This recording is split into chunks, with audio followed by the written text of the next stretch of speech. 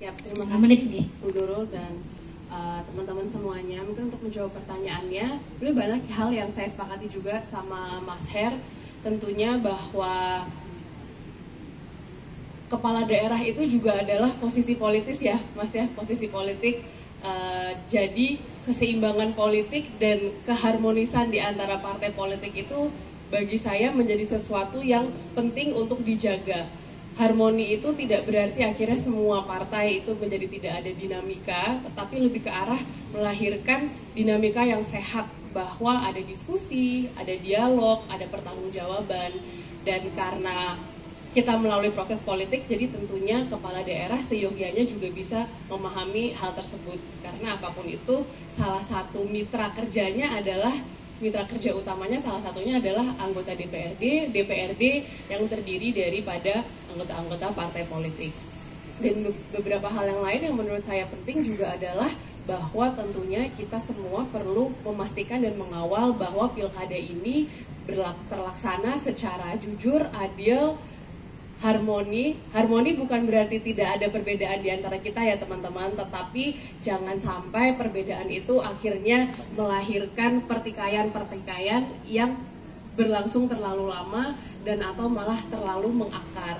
Dan hal berikutnya yang ingin saya sampaikan juga adalah saya harap di pilkada tahun ini itu selain daripada partisipasinya meningkat, tetapi juga khususnya partisipasi anak muda bisa lebih substantif.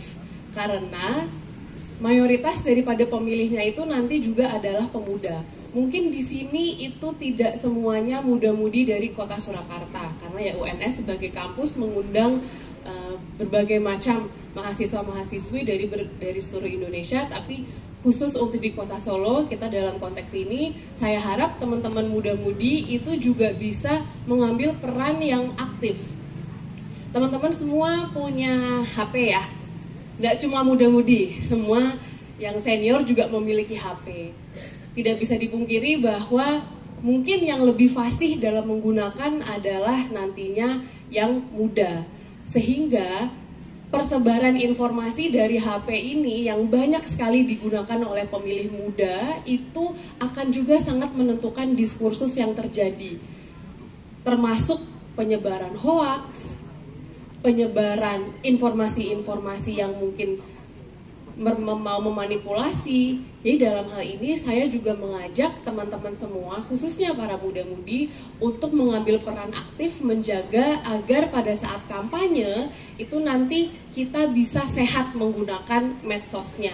Nah, buat teman-teman yang mungkin di luar kota Solo tentunya nanti juga akan menggunakan medsos ini di pilkada masing-masing. Jadi itu salah satu pesan untuk saya, khususnya teman-teman muda-mudi yang di sini, agar dalam pengawalan pilkada itu nantinya bertanggung jawab dalam menggunakan media sosial dan juga tingkatkan kreativitasnya. Kalau seandainya nanti ketika sudah diumumkan pencalonan dan teman-teman sudah membuat pilihannya masing-masing, gunakan media sosial sebagai platform yang sehat untuk mengkampanyekan paslon yang teman-teman dukung. Jadi itu satu hal yang semoga teman-teman semua di sini bisa ambil dan ingat sampai nanti proses kampanye. Karena sebetulnya kampanyenya itu nanti masih mulai bulan September, teman-teman, nanti kampanye resminya itu 2 bulan. Semoga pesan ini bisa diingat. Kemudian tadi pertanyaan berikutnya adalah mengenai salah satu isu yang real mungkin di kota Solo ya Bu Nurul. Saya setuju dengan yang disampaikan oleh Mas Her bahwa salah satu hal yang perlu kita tingkatkan lagi adalah tentunya pendapatan asli daerah di kota Surakarta. Di sisi lain, yang saya lihat adalah kota Solo ini juga lagi dalam proses transisi dari mungkin yang tadinya kota kecil, suburban, bisa disebut sebagai town, tapi sekarang menjadi sebuah tempat tinggal yang sudah jauh lebih metropolitan.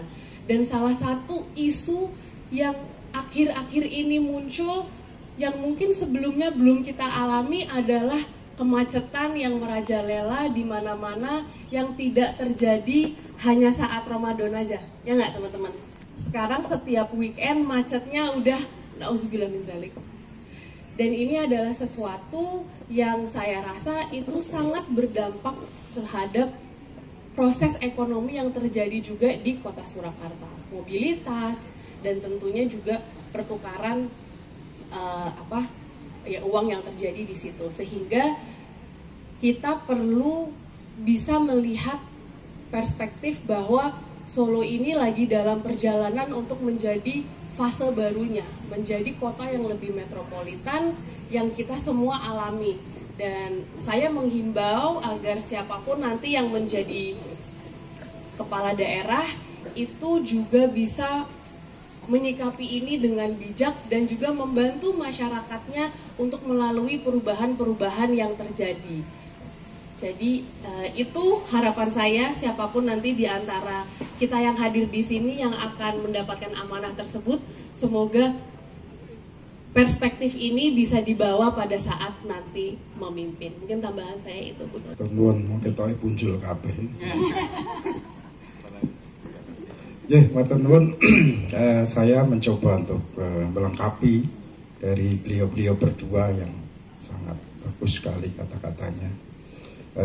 Dan tadi Bu Nurul ngendika bahwa ada beberapa kandidat, mungkin hari ini saya duduk di sini paling tidak pantas saya. Jadi beliau-beliau ini petugas-petugas partai mungkin lebih layak untuk nanti di pilkada ke depan. Kalau saya hanya petugas umat. Jadi kayaknya nggak pantas banget. Rio pecinang banget wah ini ketok kiai banget ini. Isone paling ngaji. Nah, gitu paling itu mulang. Bapak-bapak sekalian, adik-adik yang saya hormati, bicara pemilu kemarin, saya yakin masih ada efeknya. Tapi harapan saya tidak diteruskan pada pilkada, karena ini kota Solo yang harus kita jaga bersama. Tentunya kita harus punya sense of belonging untuk kota Surakarta tercinta ini. Dan sampai karena perbedaan pilihan, perbedaan partai, bahkan kemarin capresnya radadi ataupun yang jadi ora terus gesekan terus sampai ila yaumil kiamah lah. Udah berhenti, stop. Nah, ketika kita sudah bisa punya mindset stop kemarin, ya sudah, yang menang ya lego yang kalah legowo, yang menang juga agak cemowo. Nah, inilah yang akan kita tarik ke pilkada ke depan. Jadi kita baru kembali. Nah, inilah yang kita harapkan bersama, kota Solo nanti ada sinergi antara partai-partai ini.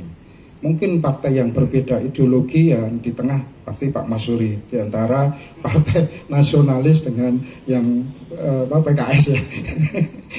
Nah, itulah harapan kami seperti itu. Jadi bukan karena beda ideologi terus tidak bisa diskusi, tidak bisa duduk bersama, tidak bisa memikirkan tentang kota Solo ke depan menjadi lebih baik. Harapan saya kemarin memberikan contoh pada diri saya sendiri. Saya ditawari 3 paslon, tapi saya tidak mau dengan iming-iming apapun lah, karena saya lebih cinta kepada kota Solo.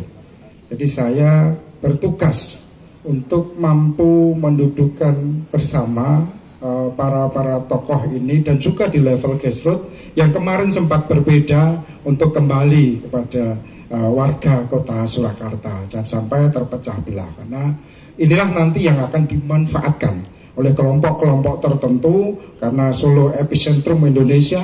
Ketika nanti Solo terkoyak, ini pasti akan kemana-mana. Tapi kalau Solo baik, ini insya Allah juga akan kemana-mana. Maka untuk kebutuhan pilkada ke depan, Mas Her tadi benar bahwa saya ikut beberapa tahun inilah sebagai praktisi dalam melihat anggaran, sama dengan Pak Sugeng mungkin, tapi beda irisan. Jadi memang Solo sebagai kota event ini multiplier efeknya harusnya ini bertambah signifikan terhadap peningkatan PAD. Tapi faktanya memang belum. Faktanya ini belum terjadi. Makanya DAK, DAU atau dana transfer itu di tahun ini masih dominan, dan PAD asli masih sekitar 700. Di 2025 nanti juga masih minus, karena DAK DAU 1,2, PAD asli 800, kebutuhan anggarannya 2,7, jadi masih minus 700 miliar. Ini pun niki TCPR yang kemarin loh belum ke 17 titik skala prioritas pembangunan kemarin. Jadi belum ada lot itu. Makanya niki saya berpikir mindset saya niki pemimpin, bukan ngapunten nggih, bukan saya anu panjenengan semuanya. Saya memikirkan apa bebannya atau PR-nya, permasalahannya, tantangannya. Saya berpikirnya itu. Makanya Solo ini tidak mudah. Baik PR yang kemarin yang belum diselesaikan, juga nanti PR-PR ke depan yang kemarin ada 17 skala prioritas itu, tentunya maintenance-nya kalau yang sudah belum selesai, saya yakin pasti akan selesai. Karena Mas Wali sekarang juga jadi Wapres, tentunya punya tanggung jawab itu. Tetapi yang sudah selesai ini, eksistensinya ini harus sesuai dengan ekspektasinya. Ini yang tidak mudah. Makanya dari itu, saya ini hanya mengingatkan calon-calon ini, biar nanti ke depan berpikir tentang permasalahan, tantangan kota Solo hari ini dan ke depan yang harus diselesaikan secara bersama-sama dan tidak bisa hanya terkotak-kotak oleh partai kuning, partai merah, partai biru, ya bisa. Tapi harus semua stakeholder yang ada dilibatkan.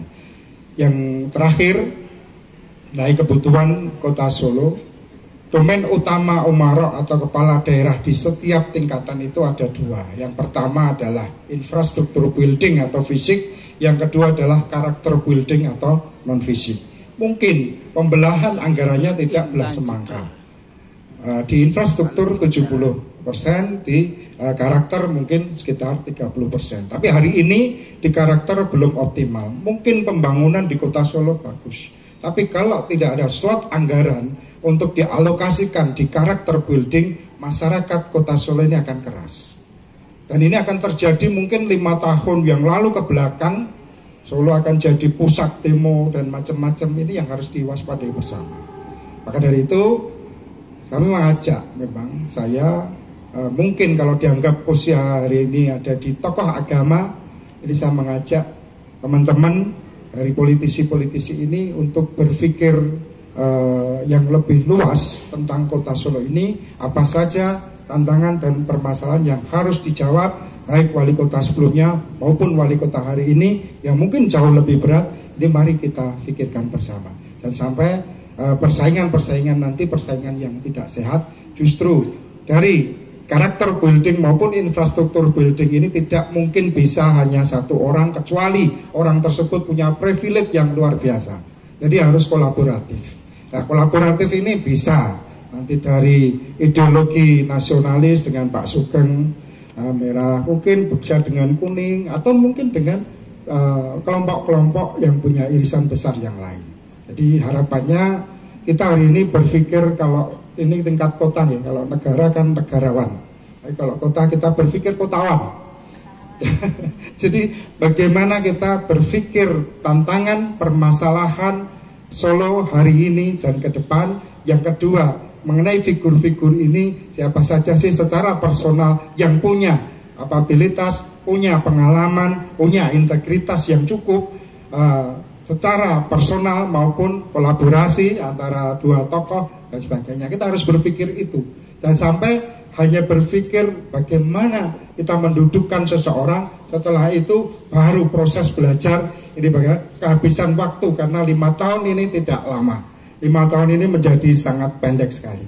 Mungkin itu menurut